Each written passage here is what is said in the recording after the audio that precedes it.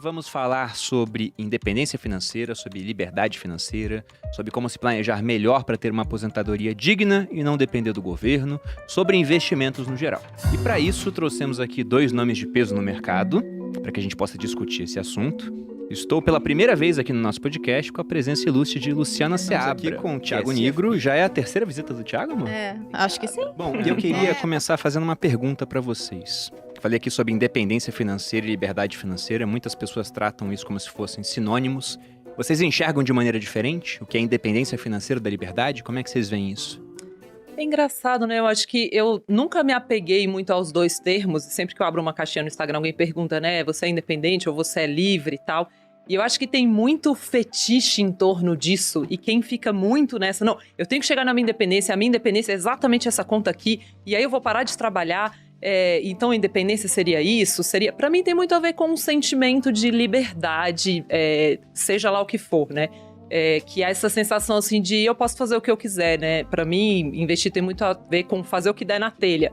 E para mim é meio isso, seja a independência, a liberdade, para mim poder fazer o que der na telha. A partir do momento que você se sente capaz disso, e para mim isso tem muito a ver com ter uma reserva financeira, sim, seja na sua vida profissional, no seu relacionamento amoroso, você ser capaz de fazer o que você der na telha, para mim você é independente e livre financeiramente. Para mim, assim, concordo com tudo que a Luciana falou, mas se a gente fosse pegar na definição da palavra mesmo, né? Não. Dependência, né? Depender de alguma coisa, assim. Não existe a independência financeira, não existe a independência do dinheiro. Todos somos dependentes do dinheiro no mundo que a gente vive. As pessoas sonham em ter muito dinheiro a ponto de que ele deixe de ser um problema e você possa fazer o que você quiser. Isso nunca se transformará numa independência, justamente pelo fato de você poder fazer o que você quiser, já que você tem tanto dinheiro quanto você precisaria ou necessitaria. Então ninguém é independente financeiramente, mas podemos nos tornar livres financeiramente. Então esse é um termo que ele ficou muito famoso nos últimos anos, décadas ou talvez séculos, né? Em que as pessoas sempre buscaram a independência financeira, mas isso é uma utopia. O que existe de fato é você ter tanto dinheiro a ponto de ter liberdade para fazer o que você quiser, já que ele se tornou algo quase que infinito pelo fato de finitamente ser tão grande a ponto de você não se preocupar com mais nada. Então, quando a gente fala de a primeira coisa em busca da liberdade financeira, primeiro alguma coisa precisa te incomodar, porque ela não é óbvia para as pessoas.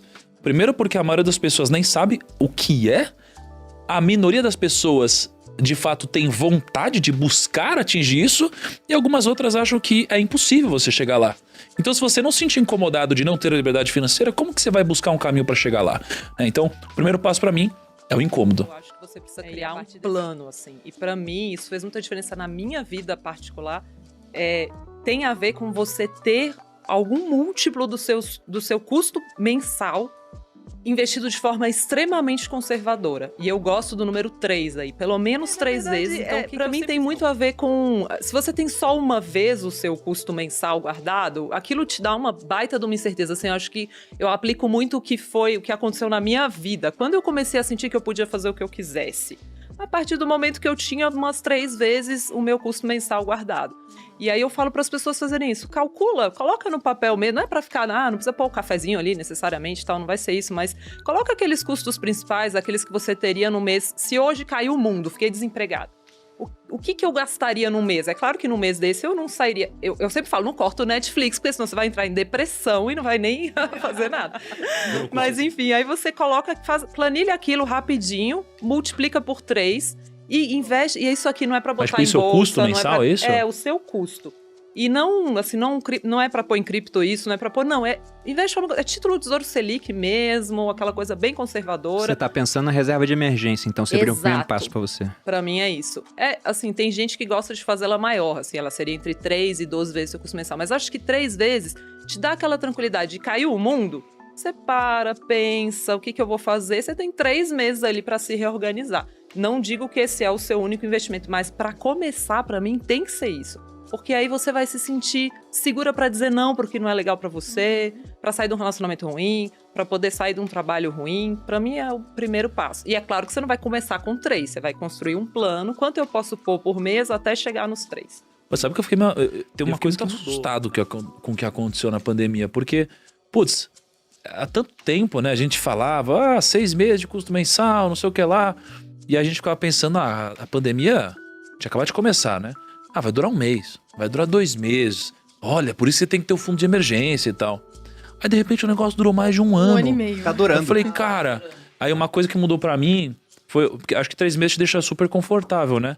Mas pra mim, eu trouxe isso pra um outro nível pra mim. Eu gosto muito de me sentir seguro, assim, ultra seguro, talvez, sei lá. Então, na minha cabeça, eu mudei esse de 3 pra 12, sabe? Eu acho que eu fiquei meio traumatizado com a pandemia. Eu falei, cara, imagina se a pandemia acontece de novo. É uma coisa mais longa. Vamos voltar Aí eu acabei alongando. nessa questão do deságio antes, né? Por que eu perguntei pra Luciana? Ela falou da reserva de emergência, 3 meses, o Thiago já puxou pra 12. Eu sempre falei em 6. 3, eu sempre falei em 6, mas é ótimo começar com 3, até porque a gente sempre fala isso. 6 meses, 6 meses, 6 meses. Né? Tipo, Exatamente. Acho que o primeiro passo é você começar. Até porque se você for esperar realmente, olha, finalizar essa fase e ter 6 meses do seu custo de vida, que pra muitos é igual a renda, né? Porque o cara gasta tudo que ganha. Vamos supor que você poupe 10% do que você ganha ao mês. Então, com 1 mês você tem 10% lá, com 10 meses você tem uma vez o seu custo de vida ou sua renda. Pra você ter 6, são 60 meses, são 5 anos. Então, nesse caso, já são 2 anos e meio montando a reserva. É uma Só que forma como você muito fala- prática pra você investir nisso, né? E assim, pra mim, esses 3 meses, gente, eles dão uma segurança. É porque de... tem que explicar pra galera. O fundo é como se fosse um compilado de vários desses Não, depende de juntos. como o fundo vai funcionar, não Tá necessariamente. vendo? Eu não sei direito. Não, mas o fundo, eu costumo falar que o fundo é tipo uma vaquinha, né? Então é todo mundo se juntando pra pagar um gestor profissional, né? Sim. Um profissional. Aí o cara decide pra onde vai o Ele que dinheiro. vai montar. Exatamente, perfeito. E aí ele que monta lá e compra tudo. Então nesse fundo que eu tô falando, ele tem por mandato, por regra, tá lá escrito, ele só pode comprar títulos Mas do manda Tesouro uns Selic. fundos aí, Lu. Recomenda aí pra gente, Ué, pô. recomendo. Vocês querem Vai pra ter que quê? assinar Speed, pô. Dá umas dicas aí. Mano, Não sério. tem. Ó, posso falar um aqui por um prazo de 3... E sempre bom deixar claro que eu não sou comissionada por fundo nenhum. Ninguém paga nada aqui pra mim, não. Eu só falo de fundo bom. Então, tem um fundo que vai abrir em agosto, que é o Multimercados, muito legal, mas isso não é pra reserva de emergência, que é o Ibiúna. São 2 ex-diretores de política monetária do Banco Central que tocam, o Mário Toros e Rodrigo Azevedo. Toda vez que abre é uma correria. E vai abrir em agosto, só vai ficar aberto até o comecinho de setembro. Eles anunciaram recentemente e baita oportunidade legal, mas é para um dinheiro para mais de 3 anos. Mas isso não é pro fundo de emergência, né? Não. Eles operam política monetária no mundo inteiro. É um fundo para comprar e esquecer, carregar e tal. Mas é outra coisa. Mas Vocês dá pra pediram uma atingir recomendação, eu dei. Dá pra atingir a liberdade financeira? Colocando uns 300 reais? Eu não aí? coloco... Não, 300 reais. Uma vez Essas só, são as né? perguntas, né, que as pessoas fazem. A gente abriu aqui, ó, abriu uma caixinha no Instagram pra pegar perguntas da audiência. E tem pergunta assim, né? 300 Se eu reais. colocar Tem. um salário mínimo, em quanto tempo eu vou ter O 1 pessoal milhão? acha que é milagre, né? Não, Gente, eu costumo, não. eu costumo responder essa assim, tráfico de drogas funciona bem pra esse tipo de coisa. A Malu Nem tem uma isso. opinião parecida também. Nem isso Sim, funciona. Se você não começar a investir, uma hora você vai acabar dependendo do governo. E as regras do jogo irão mudar, porque a gente já teve uma reforma da Previdência agora. Todo o dinheiro que seria economizado em 10 anos foi gasto por conta da pandemia. Sim. Provavelmente teremos outras ao longo do tempo. E o combinado de hoje não vai ser mantido, porque não tem como. E o combinado de hoje já não traz o conforto que Já não todo traz. mundo merecia ter na Sim, velhice. isso, o pessoal se É aposentava igual mais a- tarde do que hoje. Então, claramente, esse sistema, ele vai apresentar um problema daqui a pouco. E quem deixar pra depender dele, pode ter sérios problemas no futuro. Então, esse tem que ser um incômodo inicial pra investir. Perfeito. Não, e tenho, trazendo uma historinha aqui sobre a história do incômodo, que eu acho que essa palavra, se a gente conseguir fazer as pessoas se sentirem desconfortáveis com o fato de não estarem guardando pro futuro, já vai ser muito forte, Amém. né? E tem Que é essa questão de que hoje, né, se você não investir, o seu do futuro vai estar pior. E ao contrário de outros credores, por exemplo, se o Thiago não paga a conta de luz, a companhia de energia vai lá e corta a sua luz, corta a sua água. Se não pagar condomínio, sua casa vai a leilão. Você tem que fazer tudo isso. Agora o seu eu do futuro não consegue te cobrar. Ele não consegue chegar pra você e falar, Thiago, aporta mais aí. Ou você não pagou, né? Não investiu a parte que você investe todo mês, esse mês tem que pagar a multa. Esse cara não consegue fazer isso. Depende da gente pra fazer isso. Ele é um credor, só que ele é um credor, né? Toothless, né? Sem dente. Ele não consegue morder a gente. E se a gente não fizer isso, lá na frente, o que vai acontecer? A gente vai estar mais velho, provavelmente com uma capacidade laborativa que vai cair ao longo do tempo. Dificilmente vamos continuar fazendo o que a gente faz hoje quando for mais velho. O pique diminui. E além disso... tendo em conta que a pessoa que vai ficando mais velha vai tendo gastos maiores com saúde, então por isso que muita gente gosta de investir no setor de saúde, é uma demanda já contratada, esse cara vai ter mais despesa, lá na frente as coisas vão ser mais caras, porque a inflação vai penalizando, né, vai tirando o poder de consumo do dinheiro, então se a gente não investir pensando nesse cara, ninguém tá pensando nele. Ele vai passar necessidade lá na frente. É E isso. esse acho que é um ponto E aí, das finanças que desestimula muitos brasileiros a investir. A gente tá aí batendo quase 4 milhões de pessoas na bolsa e fazendo festa. Mas olha o quão pouco é isso comparado à população do Brasil, né? É 2% da população. Então, onde buscar esse conhecimento para poder começar a investir? Porque eu acho que o ciclo do brasileiro é mais ou menos o seguinte. Ele entende, né, depois que ele para pensar no futuro, alguns, não todos, entendem que podem passar dificuldade, então vamos começar a investir. Investimento na cabeça do brasileiro, qual é o mais popular, como você disse? Poupança. Poupança hoje em dia não rende nada, fica muito aquém da inflação. Aí se o cara for dar uma estudada, vê, nossa, poupança é investimento, mas não rende nada. Então não compensa investir, investimento é coisa de rico e o cara se afasta disso. Você pegar Como é que vocês pouquinho, acham eu acho que essa experiência que as pessoas têm que fazer. Pega 10% do patrimônio, porque sim, quando você começa a investir em muito risco, aquilo começa a sacudir, aquilo dói. A gente tem um viés comportamental que é o de aversão à perda, né? Então perder R$100 dói muito mais do que o sentimento positivo que a gente tem quando a gente ganha R$100. Então a gente tem que saber que perder dói. E por isso que pra mim tem que ser uma experiência que começa aos pouquinhos. Mas o que eu contei da minha mãe é que eu aloquei um pouquinho do dinheiro dela em um pouco mais de risco. Falei, mãe, esse dinheiro aqui é pra longo prazo? Vamos investir aqui um pouquinho em bolsa. Na época, cripto não. Cripto ela gostou depois. Mas também botou um pouquinho. Eu dei pra ela de presente de aniversário, presente de filha, né? E aí, ela um dia olhou pra mim e falou assim, Lu, eu tô precisando usar um dinheiro, vou pegar lá. E ela entrou e viu que o dinheiro dela tinha crescido mais do que ela sempre viu.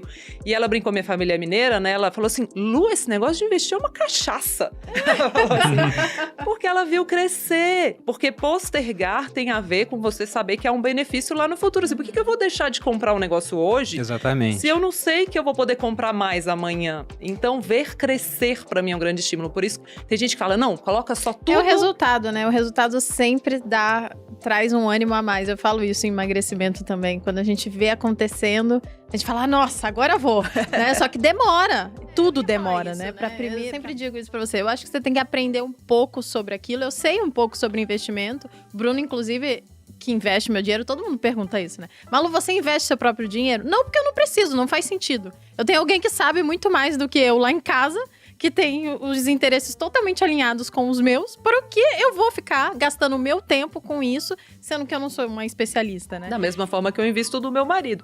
Exatamente, porque você sabe mais. E bem, ele tá dizendo. E bem. Então eu acho que assim, você tem que aprender um pouco, né? Eu digo isso sobre tudo na vida. Você tem que saber um pouco sobre aquilo pra você não entrar em enrascada. Mas algumas coisas você vai ter que delegar, né? Então, às vezes não faz sentido você estudar tanto sobre investimento se aquilo é tão penoso pra você e se vai te custar muito mais tempo pra você entender como a burocracia, o negócio todo funciona.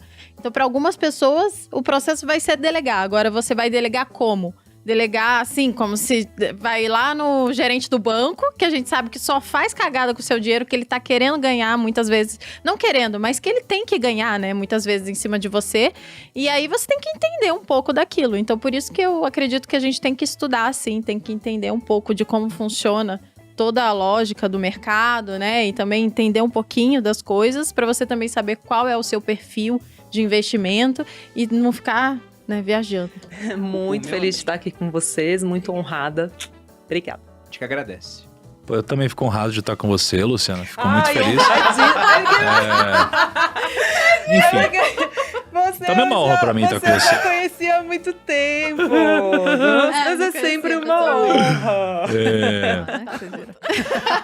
Mas é isso, gente. Quero agradecer a presença de todos vocês. Novamente aos convidados, muito obrigado. Espero que tenham gostado. Uma ótima semana e até a próxima.